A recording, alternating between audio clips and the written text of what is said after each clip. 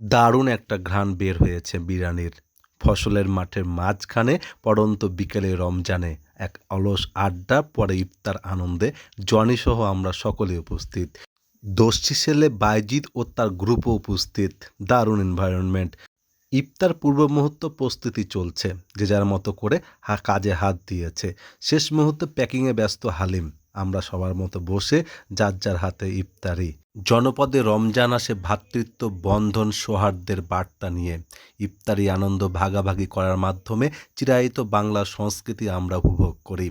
একত্রে থাকা, একসাথে থাকা, সবাই মিলে মেতেছিলাম এই রমজানে ইফতার আনন্দে।